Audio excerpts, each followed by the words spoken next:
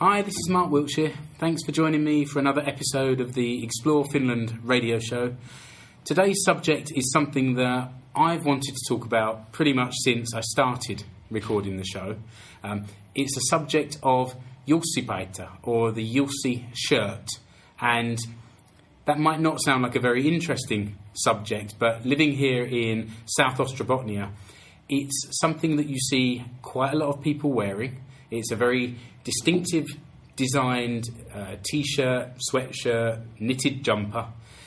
And today I've found a couple of people who can tell me and you all about it. So I'm very pleased to welcome Tytti Kuusinen and Onni Venäläinen. Was that okay, Onni? Just call me Lucky Russian. It's easier that way. Yeah, that works. Okay. Thanks both of you for joining me today. Onni and Tytti are students at the local SEAMK, Seinäjoki University of Applied Sciences. If you want to know a little bit more about that, then one of my previous episodes from season 1 was interviewing a couple of international students from SEAMK. But today it's the subject of Jussi Paita. So, Tytti, first of all, start by telling me a little bit about the history of Jussi Paita. Well, we have studied a lot about Jussi Paita, and there is a woman called Marketta Luutonen, and she has done Research. Yeah. A lot of Jussi Paita, and she has accomplished that Jussi Paita is a simplified of other traditional knit shirt. Okay. And as Jussi Paita, we have seen first Jussi Paita ever in a movie called Pohjalaisia in 1925. Yeah. That was the first time that it was seen on film, or that was the first time anyone really came out with this design? I believe it was the very first time that anyone came up with this particular design itself. Can you describe the design, Onni? Well, it has these... it's half grey and half red, and it has diamonds in the center and diamonds in the... Sleeves. In the sleeves, yeah. Yeah, it's kind of a row of diamonds with a line above and a line below. Yeah. So it was designed, you think, for this film? Yeah, we think so. And it was designed for the main character, Jussi. Okay, so that's where the name comes from originally. And afterwards, they have told what those diamonds symbol. So there's these red diamonds, and those are like gabbins. Okay. Gabbins, and then there's lines over them or under them, and those are like big fields, like we have here. So it's a very stylized depicting the sort of traditional Finnish cabin and the wide open fields. Yeah. Which, especially in the area around Seinäjoki, everything has this Lakeus kind of naming to companies and to businesses, representing or referring back to the wide open plains of Pohjanmaan, South Ostrobothnia. Yeah. Okay, so that's where that comes from. This is good because I've been aware of this style of t-shirt, I guess, ever since I started coming to this area too many years ago. I can't even remember now. And I think actually there's a lot of people that don't really know where it comes from. So this is a good start to this conversation. You mentioned, Onni, that it's this dark red and grey colour. Yeah. I'm looking here at a picture of you wearing one, which is a black t-shirt with bright red, but you also see other colours, black and grey, dark blue and grey. I think pink and black is right, okay. one also. Is there some relevance to the different colours? There is actually one different relevance, but I think nowadays it's just this modern branding of this really old design, and it's just modernized to for the youth in particular. But what was the one particular relevance that used to exist? There's a particular design that the red color in the original Jussi shirt is actually blue, and it's called Antti-paita. Okay. It's because of this one political party or political group. Okay. Called. Well, it was in Lapua, this political group. Right. Okay. Which wanted to use Jussi-paita, but to their group. So this was like Lapuan Liike. Yeah. So this is kind of a dark part of the history of this region, going back to the kind of war era. So a kind of right wing party with all the negative connotations that has. So okay, all right, that's interesting. So if you want to go with the real tradition, then it should be purple and it should be wine red. Wine red is a good description, and light grey. Yeah. Okay. And then there's a really hard to tell what is the right color, because at the old times they did color the wool by themselves, and it was always different color. Yeah, of course, and I guess the film that you referred back to was probably black and white, so nobody can see exactly what the shade is. But one theory that we heard about why in that film the main character had this really weird shirt was that he could stand out from the other crowd that was there, because almost everybody had this woolen shirt, but they didn't have this huge design on them. So the character kind of jumped out from the crowd. Quite bold. Yeah. Not necessarily a very Finnish characteristic to want to stand out from the crowd. So that was quite bold colours back in those days as well. But it's still so popular nowadays. You see it everywhere, and you see it in many shops and market stalls, and people wearing it. And dogs. And okay, so pet accessories in the same colour. Why do you think it's still so popular nowadays? There's this Finnish version of Jackass called The Dudesons. Yes. I think they have popularized this for a couple of years. Many years. Well, many years. Because they are from this area, and they have been really popular in Finland, and they are actually becoming more and more popular abroad of Finland. And, they have this sort of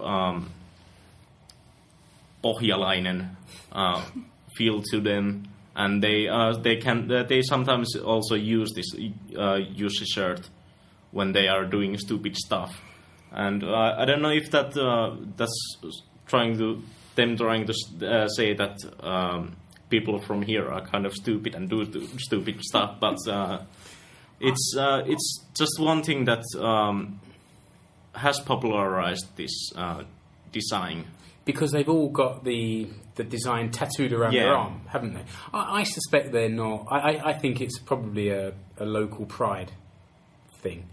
In one of the earlier episodes, one of my interviewees said that people in South Ostrobothnia are not more proud than other Finns of where they come from, but they are more likely to tell you how proud they are. And I think that's probably similar kind of reason for having this tattooed around themselves.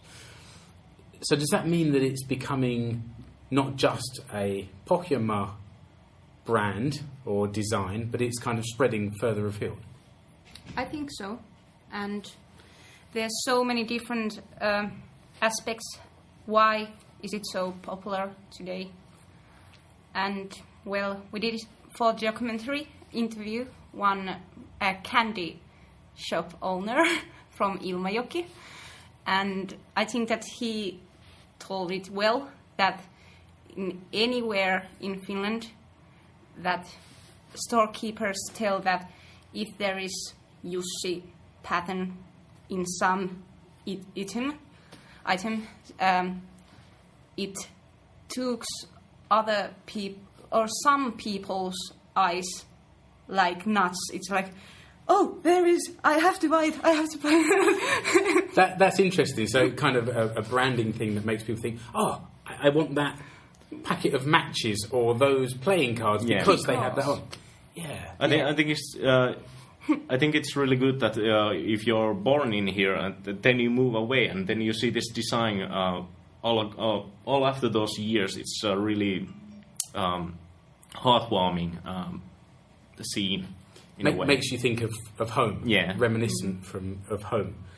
You mentioned your film, and I'll come back to that in a moment because that's what made me reach out to you guys and want to sit down and talk to you. You just mentioned the quite famous example of the Dudesons using this in their kind of branding of themselves, literally branding their own skin with it. Have you seen any other international examples? I've got one that I'll come to you with in a minute, but have you seen any other international examples of Jussi Paita?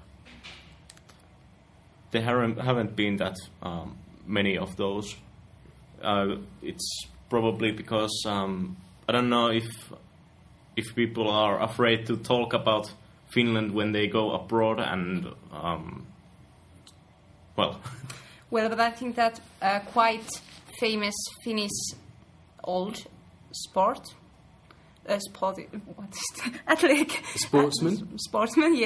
Juha Mieto.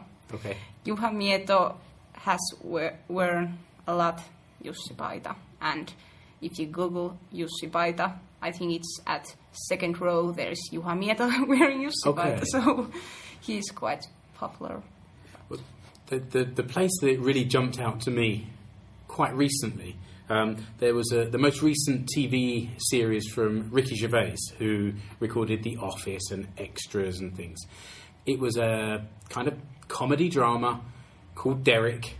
It was based in an old people's home, and he played the main character who kind of helped out around the home, and he wears this. Yeah.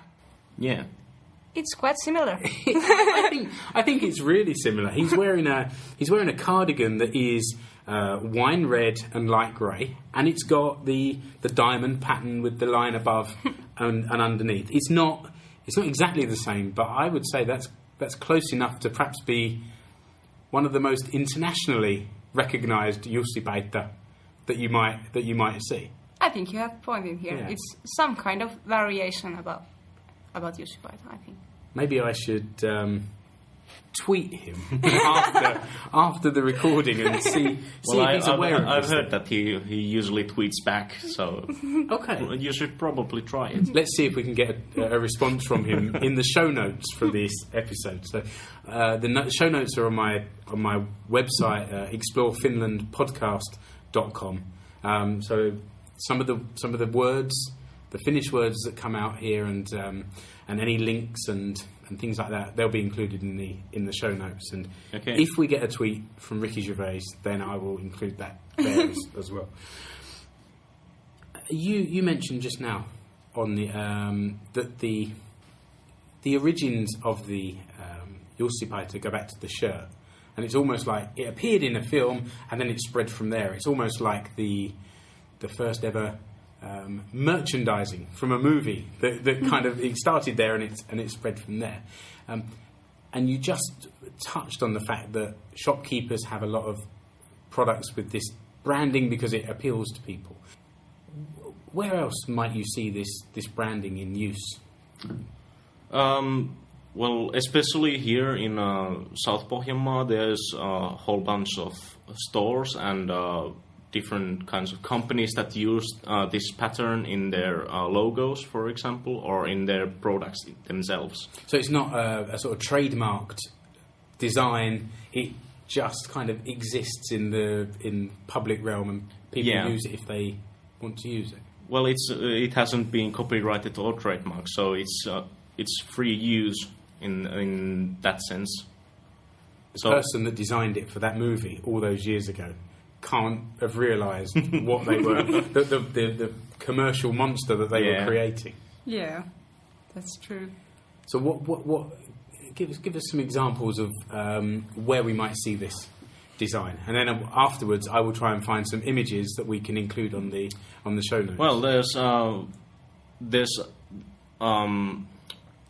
this one really old, I think it's Swedish or Finnish board game called Afrikan Tähti, the Star of Africa. Okay. There's a variation of it called Pohjanmaan Tähti. Okay. Which means it's basically the Star of Africa, but in the Pohjanmaa. It's a board game where you're kind of racing around Africa in the original version, trying to get a diamond, basically, to be the winner. But especially in that board game design, it has these diamonds all across, and it has this really traditional looking, South Pohjanmaa character in it with this weird hat and having this Jussi Paita with him, and he's being there really cool looking and So there's a lot of games, then there's a lot of candy wrapped around Jussi pattern. Yeah. And I'm thinking of some kind of salmiakki or lakritz or something. One of the most famous is a salmiakki called pöyröpulveri. It's won some salmiakki contests and like that, and it has Jussi pattern on it. So I think I'm going to be extra vigilant when I go around the shops in the next week or two, and every time I see it, I'll take a picture so that I can include it in the show notes. And then there's a comic series called Pöyröt. I'm glad you said that word, because I find that really difficult. really difficult word to wrap my tongue around, and I'm not going to try it. It's really difficult for me, right? Because I'm from the central Finland, and in central Finland we don't usually have any kind of personality. We just go from there to every other place, and we are just like, we don't know what's going on here, but we'll just go with it. Yeah. And when I first heard the accent that people use in here, I was really terrified. I was thinking I was in a different country. Yeah, I can very much relate to that, because 5 or 6 years ago I did find myself coming to a different country, and it's not much easier for an Englishman to come here and try and learn the language. But there are some words that I find it difficult to wrap my tongue around. And say it again. Pöyröt. There you go. That's one of those. That's one of those. What is that comic book about? Just explain that a little bit. Well, it's about a family called Pöyröt, and their main character has Jussi Paita on himself, and it's about short comics about Pohjanmaa and some jokes from here and stuff. Is it sympathetic, or is it quite? Does it kind of? Is it sympathetic to the Pohjanmaa characteristics? Well, kind of, I think, and I think the guy that writes it is from this area anyway. Yeah. Okay, so very very nearby. If anybody has the right to tease some people from Pohjanmaa, then I guess it's somebody from Pohjanmaa. So that seems fair enough. But we did interview them also, and actually he said to us that he wants to do this comic with her wife, because he thinks that our culture in here Pohjanmaa is so nice and wonderful, so he wants to tell it about to all the Finland. So he uses the comic to kind of represent the Pohjanmaa characteristics or something like that. In a way. And it's it's a comic strip that you sometimes see in newspapers and in books, and I think I maybe read somewhere that there was an English version, or maybe it's online. There is some English version. Well, if there is, I'll find a link to it. I'll put it in the show notes so that people can see what we're talking about. So let's now talk a little bit about the reason I found you guys to speak to about this. Is not only do you know a lot about this subject, but you've made a film about it. Or maybe you know a lot about it because you decided to make a film about it. I don't know. What made you choose the subject of Jussi Paita to make a documentary about? Well, we are studying as media producers, and we have this course about documentary, and we were thinking about subjects from what to do, and at the evening I called my big sister and, hey, we are having this kind of thing, and give me idea, Jussi Paita. It's kind of good. Yeah. And that the first thing she said? Yeah. Big sisters are great, aren't they? I think so too. Thanks, Tina. And well, then it was chosen, and it became chosen, and we were like, let's do it. And we were at the beginning thinking that we want to talk about history of Jussi Paita, but we want to talk a lot about branding and what is it nowadays also. Yeah. So did you know much about it before you started this research, or was it just, oh yeah, that T-shirt that we see around? Did you have any knowledge about it before, or was it all just research for the film? For me, at least, it was just mostly research because, like I said, I'm not around here. So I'm not from around here. So when I moved here, and it was this really different culture in this part of Finland. So it was kind of interesting research to just think about how this shirt became some sort of icon for this area of Finland. And then you got the opportunity to show your movie in a cinema. Last week I recorded an interview at Matintupa Cinema in Ylistaro, which is half an hour away from Seinäjoki here. And I think I missed you guys by about half an hour. You'd had your showing and I arrived too late. It was bad organisation. But it's a beautiful little cinema. It's really, and it must have been a real buzz for you guys to actually see your movie on the big screen. Yeah. Tell me about that day. How was it for you? Well, it was our first premiere ever, so it was quite amazing and unforgettable. But well, we did interview for the documentary Matintupa's owner, Okay. Anssi Luoma. Yes. And he told us about the actual movie Pohjalaisia and how Jussi Paita is shown in it, and so it was really great. So he was in the documentary that was being shown on his own cinema. Yeah. Wow. And Tytti actually threw as a joke that, yeah, we're going to see you in the next film festival when we're going to bring this documentary over there. And he was like, it's a deal. Nice. So you managed to get the deal to show your movie there while you were interviewing. Yeah. But if you don't ask, you don't get. Yeah. So That's true. That's great. What was it like on that day? Was it busy? Were there many people in there? Well, I have joked about that. There was not only our mothers. More than that? Yeah. Yeah, okay. I arrived, as I say, half an hour or so after you guys left, and they were showing another local documentary, and it was busy. I could barely get through the door. But that was a documentary about a shop that was almost next door to the cinema, so I guess the whole town was trying to get tickets in there for that. I haven't yet seen your documentary, and of course it's in Finnish, so I can watch it and I can understand some of it. We're going to make subtitles for it as well. Okay. at English.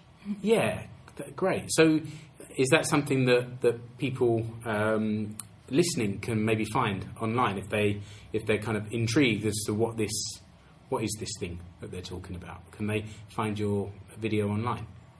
Yes, we are going to publish it at our school's YouTube channel. Okay. So we are going to put link over here. So that's the YouTube channel for SEAMK, Seinäjoki University of Applied Sciences. Yeah, basically. for media students producers. Yeah, okay. Well, after the show we can find the link. Yeah. And by the time this goes live, hopefully the documentary will be live on YouTube and we can put a link directly to it. Yeah. In fact, I might even be able to embed it in the show notes. So if you go to the show notes that I mentioned before, and with any luck, the video will be in there. Tytti and Onni, thank you so much for giving me almost half an hour of your time just to talk about the Jussi Paita. It's clearly something that you guys have learned quite a lot about, and you've explained it to me in a way that now I really want to see the movie. And I'm going to go out and keep my eyes open when I'm looking around the town and in the shops now, and make a note of all those products that are branded there. So thank you both very much for joining me. Thanks to you too. It was really nice challenge to talk about Jussi Paita at English. So. Yeah, exactly. I know it's not something you're used to. It's all these phrases that you quite happily throw out in Finnish, and now I'm making you think in English. So. And Onni, thank you as well. So that's the end of another Explore Finland radio show. Thanks to Tytti and to Onni. Hopefully by now you'll be able to watch the documentary Pohjanmaan Univormu, and you'll be able to see for yourself some of the pictures on the show notes. So if you head over to explorefinlandpodcast.com, look at the menu at the top where it says listen to the show, and then click on podcast and notes. You'll be able to find all the notes for this show and all the previous episodes, and to see some of the images to illustrate what we've been talking about today in the interview. Remember to also rate, review, subscribe, like, anything that will show us that you appreciate the work going on over here on the Explore Finland podcast. And follow us on social media. You'll find the show on Facebook, on Twitter, on Instagram, and also on Google+. Often putting small bits and pieces out there, sharing stories related to Finland, putting pictures from things that I'm experiencing while I'm here in Finland. So if you want to keep in touch outside of listening to the show, then you'll find us on all those different places. And that's it for another week until the next episode of the Explore Finland radio show. Thanks for listening. Bye-bye.